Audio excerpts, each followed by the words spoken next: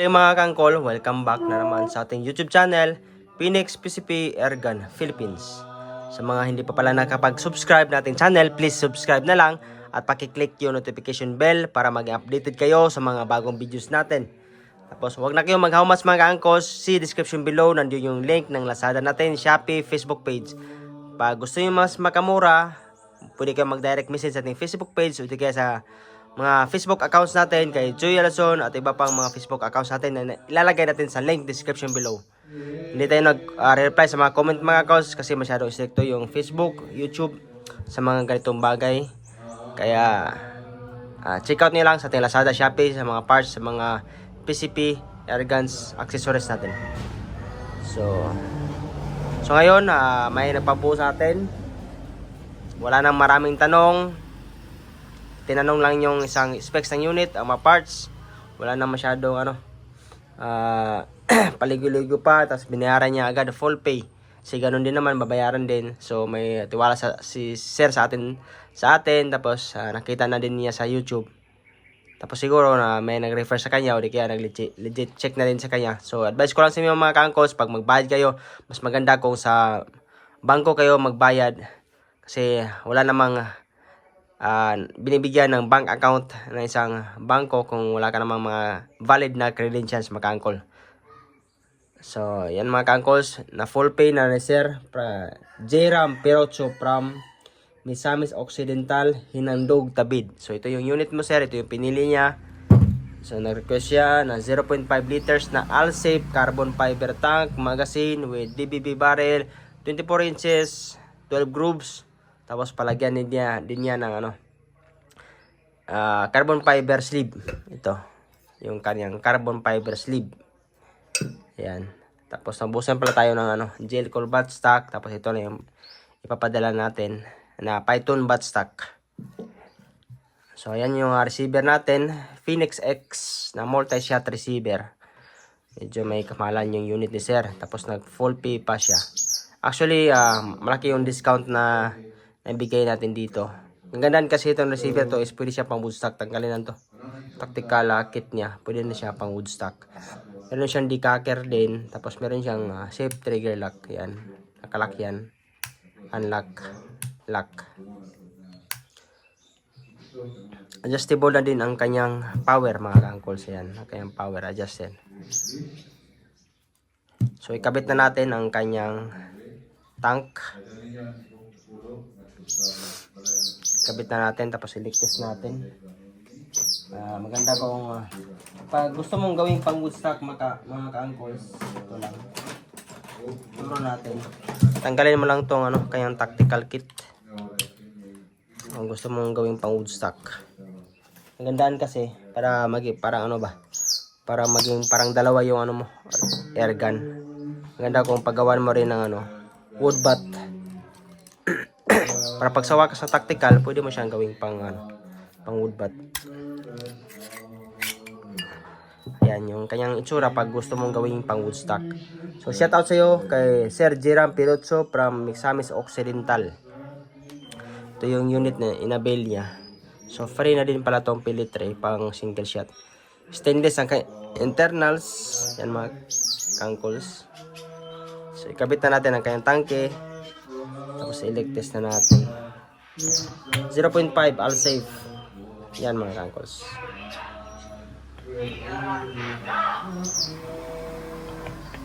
Pumasok.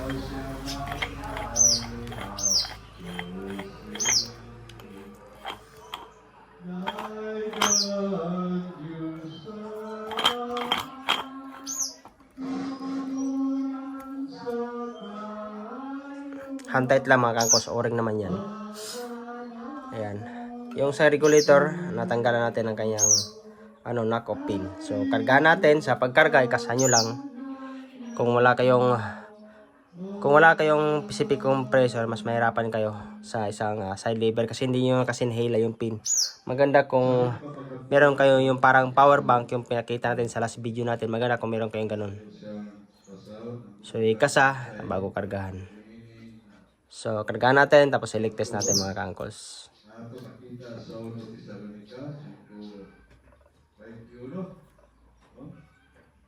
Mga uncles, nakargahan na natin ng hangin. Yan, may tubig pa. Naligtis na natin. Naligtis na natin. Ayos lang. Niloblob natin yung receiver sa tubig hanggang dito.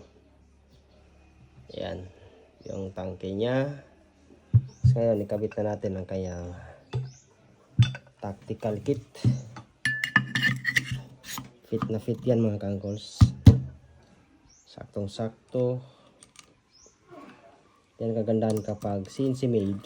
Accurate yung kanyang mga mga sukat. Align na align. Tapos kabit natin ang kanyang barrel. So DBB barrel 24 inches 12 grooves caliber 22.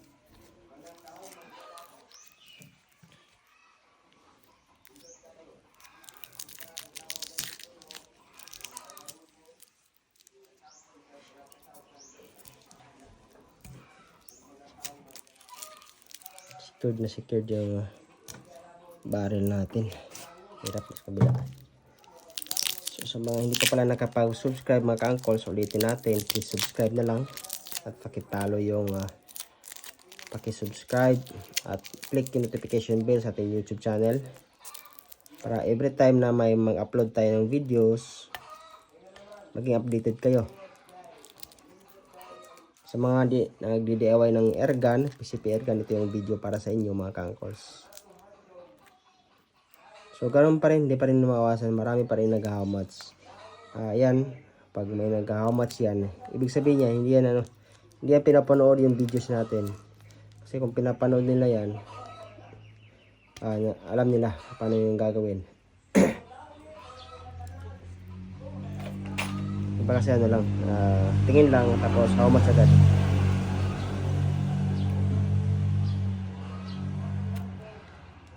Pati sa Facebook, lahat ng post how much. Lahat ng post, iba lang ba, window shopping. Iba, 2 taon nag how much, wala pa din. Panay how much pa din. Ganda yung pag-ipunan nyo na lang muna. Kasi kung may budget naman, madali na namang bumili ng isang PCP airgun. So, yan yung barrel natin mga ka-uncles. 24 inches, caliber 22 na DBB barrel. So, Philippine made ating receiver. T6 aluminum mga ating material, napakatibay.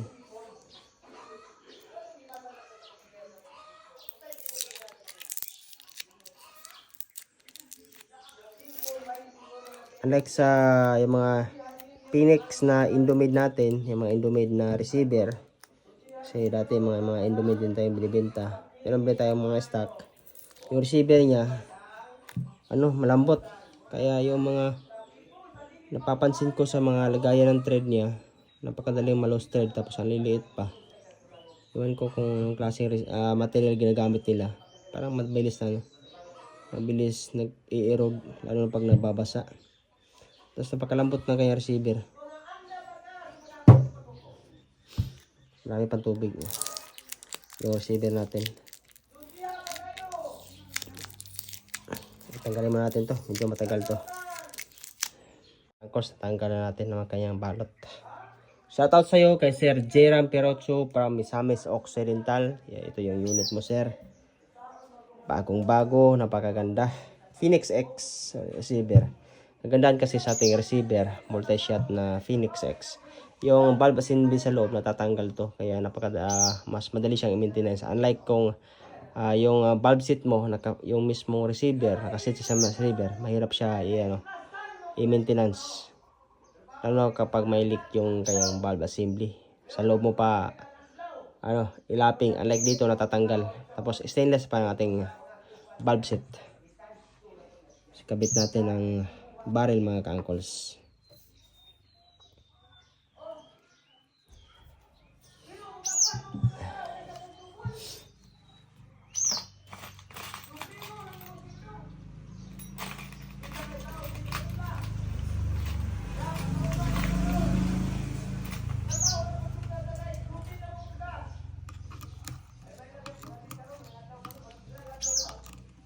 Ganda din sa ating receiver mga ka-uncles is plug and play ang barrel kasi meron siyang timbol. Yan yung timbol niya mga ka-uncles. Yan, may o-ring din yan. Kaya salpak na lang yung barrel.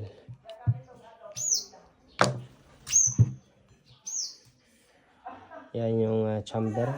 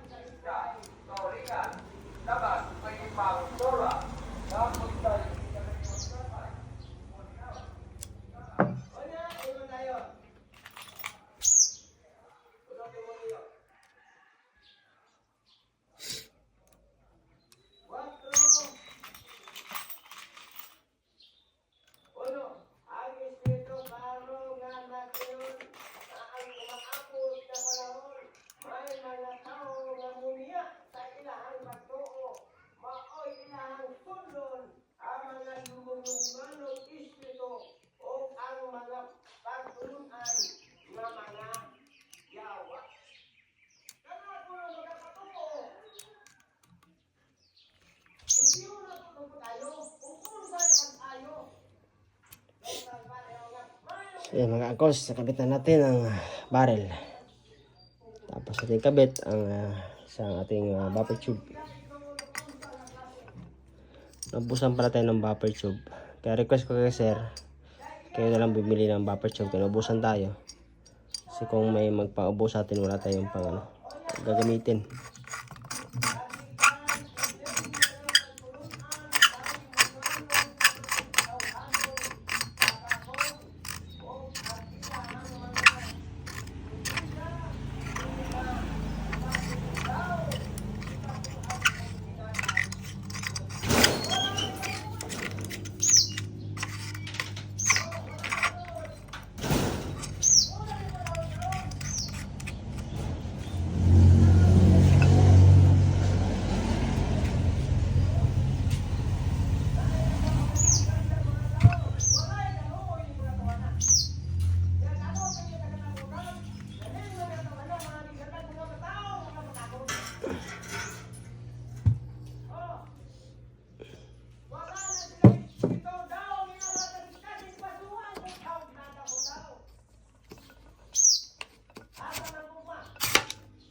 Yan, kabit na natin ang ating Python buttstock.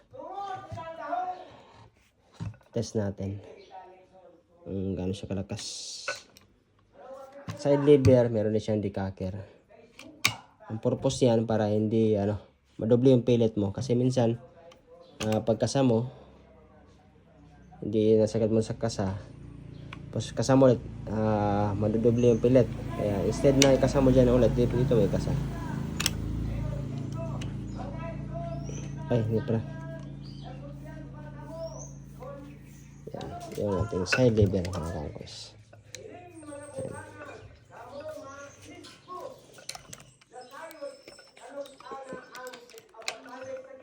Test natin kung gaano siya kalakas. Hindi.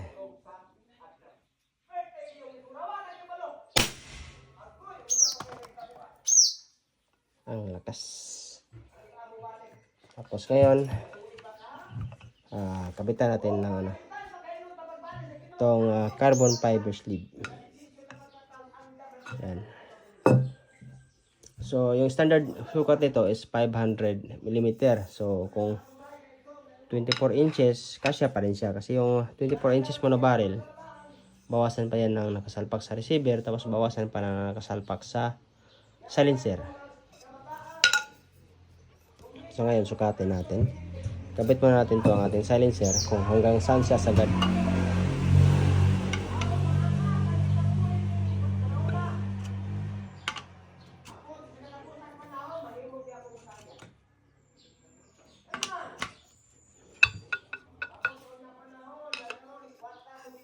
Ayan mga ka-uncles.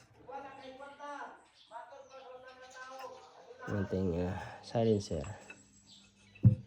Maganda kung yung isang silencer gamitin natin, mas malaki yan.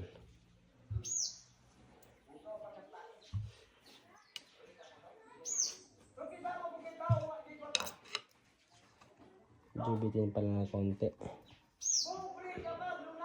Kulang sa lalim yun. Silencer natin.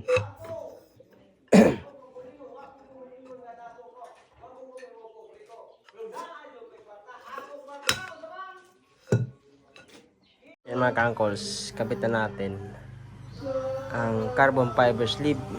Yan. Tulong din yan sa anti-vibration ng barrel. Hindi yan nabibend. Tulong din yan sa accuracy.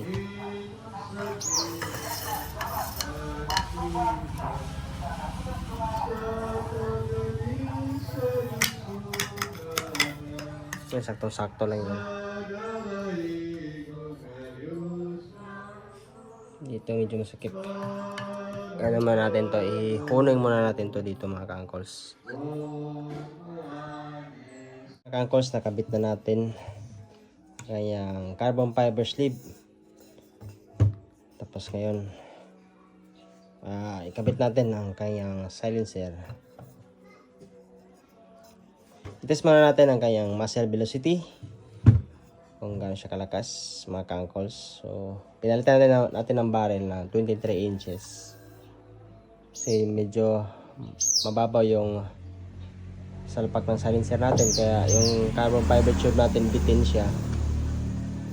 Pinalitan natin ng 23 inches yung barrel. So, i-test natin ang kanyang muzzle velocity kung gaano siya kalakas mga ka-uncles. Test natin.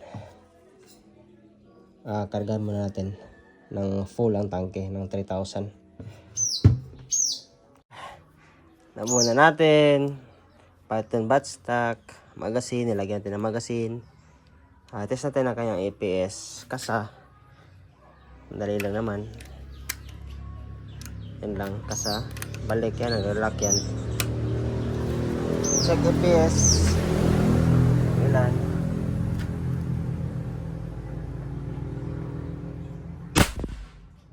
So, 938. Hindi pa ka nakasagad yung power. Pwede pa siyang adjustan. Kaso kung masyadong malakas na may APS mo, hindi na rin maganda tumama. Kasa. Check ulit. Yan, 933. So yan, lagyan natin ng scope. Tapos natin, group test, accuracy. Kung masyadong malakas, babaan natin yung kanyang APS. 23 inches barrel, DBB, caliber 22. So yan yung unit, retractable. Yan, pwede mabaan. With safety lock yan mga uncles. So, testing natin ang kanyang safety lock yan. Pag nakalock yan, hindi yan puputok. Yan, hindi yan puputok. Pag nakalock yan, papunta dito. Pag i-unlock, puputok na yan.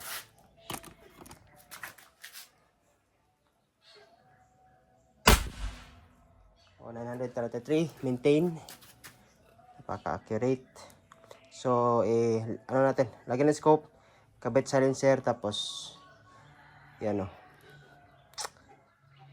group test. Yan yung unit mo, sir. Ang pangalan, from Misamis Occidental. Nabuo na natin with, yan, naka 23 inches barrel. Scope, di kasama, personal scope natin yan. May kamahalan yung scope na yan. Yan. So, natin, accuracy test. Na-tune natin. I-zero na natin yung scope niya. Yung unit mo, sir. Jeram Perotso from Osamis City, Misamis Occidental. So, shout out sa mga taga Osamis City, Misamis Occidental. Pag gusto nyo magpabuo ng isang PCP airgun, message lang sa ating Facebook page. So, kaya check out sa ating mga Lazada, Shopee account, yung mga parts ng ating PCP airguns. So, yan yung kinuha ni sir. Naka Python buttstock. Adjustable yan. Pwede mahabaan. Naka CAA grip. Multi-shot receiver. Full CNC made. Stainless ang kanyang internals. Adjustable power. Hindi pa nakasagad yung kanyang power. With the cocker. Naka timbal type. Plug and play ang barrel. Basta 16mm outside diameter with safe trigger lock. Yan, meron yung itong safe trigger lock mga ka-uncles. Ito yung safe trigger lock. 1800 output, Taiwan regulator with All-Safe. Subok na yan na tangke. All-Safe. Pag carbon fiber na tangke, All-Safe yung gamitin nyo. All-Safe. 0.5 liters, 23 inches barrel with carbon fiber sleeve with 2 end caps. Tulong din yan sa accuracy ang carbon fiber. With silencer. Bipod kasama. Yung scope hindi kasama. Ito lang, yung unit silencer. So, meron din siyang free na pellet tray. Ito. Mga ka-uncles, pag gusto mo ng single shot, ito yung kanyang pellet tray. Paggamit ng pellet tray, pakita natin. So, medyo masikip nga lang to kasi bago pa. Yan. Medyo masikip pa ito mga ka-uncles. Paggamit ng pellet tray, yan, lagay mo lang ang pellet. Ito. Tapos lagay lang dyan. Yung nakasentro. Sentro mo natin. Yan ang ating nakasentro.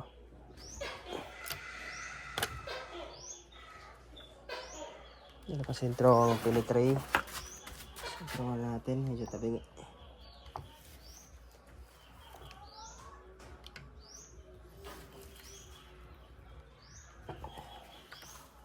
Medyo matigas pa. Bago pa kasi. Tapos putok na. Yan mga ka-uncles. Ang ating pellet tray. Yan. Malakas.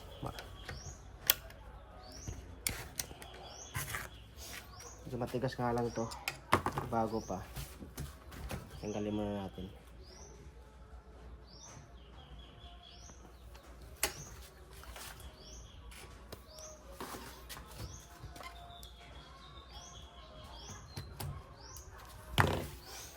Ay mga ka-uncles, ang pellet tray pag gusto mo ng single shot.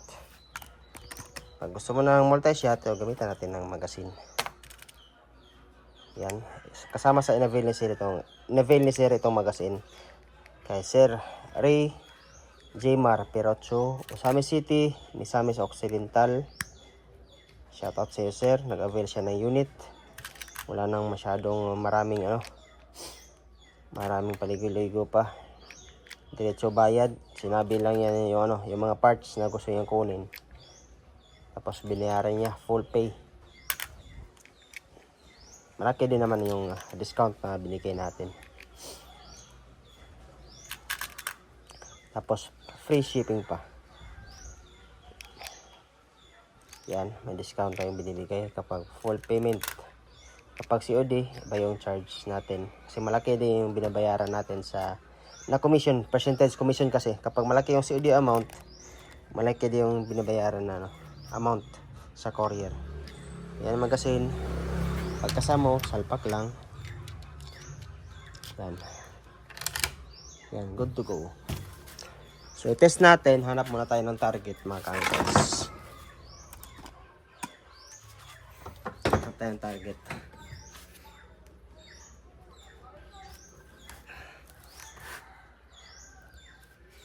Saglit lang natin na zero yung scope. Maganda kasi yung maganda yung barrel. Yeah, hindi siya mahirap i-tune ang scope. So dito tayo. Hanap tayo na mas malinaw. Ito na siguro yung maliit. Yung maliit na maliit na dahon. Itsagaan natin to.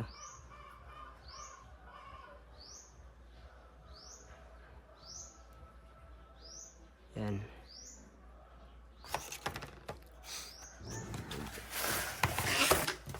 Baba natin yung konti.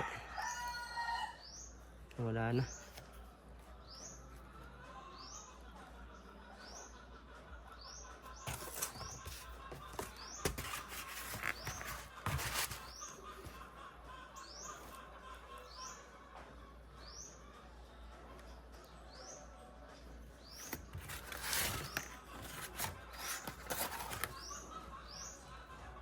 Yun.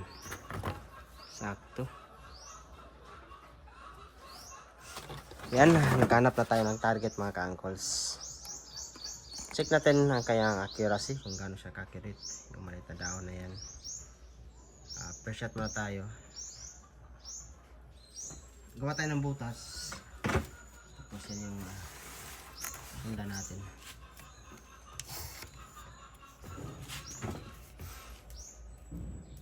So first shot tayo.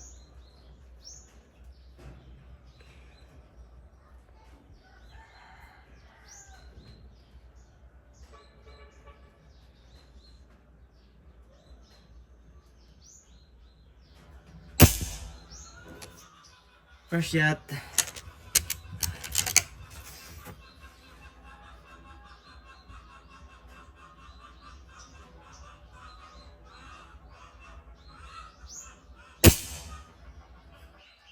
Yan, maganda tumama. Ano lang, pilit to pilit.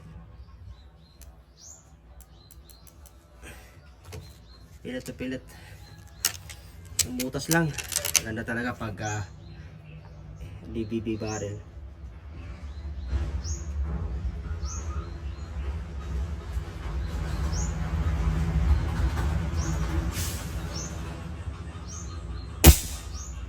Nagbabago mga ka-uncles, isang butas lang. Pilit to pilit. Kahit langaw siguro nakapatong dyan kayo patamaan. Isang butas lang mga ka-uncles. Hindi siya nagbabago. Maganda, pakaswerte ng may-ari nito. Yan, gumagalaw, moving target.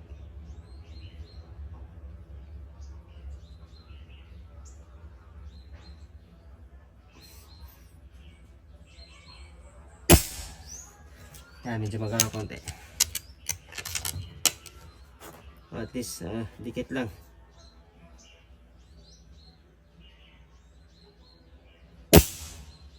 Yun, no? Grabe, maganda.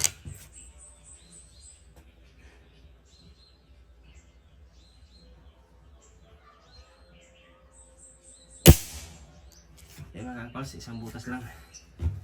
Napakaganda tumama ng unit ni Sir J-Ram Perotso from Usami City, Misamis Occidental. Ito, tirahan natin yan. Yung bunga. Yan sa babaw.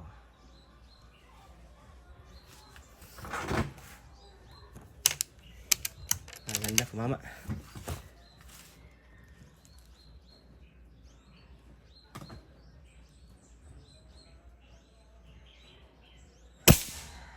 Yun.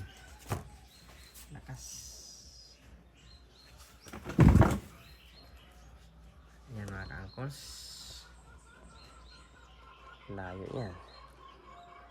So yan yung unit mo sir. All goods. Yan yung magandaan kapag retractable yung kayang batsak. Kasi kung masyadong ma-adjust mo rin to. Kung saan ka komportable gamitin. Pindutin mo lang itong lalim, yun i-adjust. Ayan, so meron pala siya mga ka-uncles, safe trigger lock. Pakita natin. Ito yan kayang trigger lock mga ka-uncles sa lalim. Yan, pag nagkaganyan yan, hindi yan puputok. Yan, kalak yan. Pag unlock yan, saka siya puputok. Yes. So yan yung unit mo sir, all goods. Thank you sa pag-subscribe nating YouTube channel at pag-purchase ng ating Pinex X multi-shot. So kapag order kayo, direct message sa ating Facebook page, Joy Alison the 4. Sabihin nyo lang, Pinex X multi-shot na receiver. Kung gusto nyo receiver, kayong bumuo, pwede rin. Meron tayong available dito, meron tayong black. Yung available color natin dito is black and ito, gray. So hanggang sa muli mga ka-uncles, see you in the next vlog.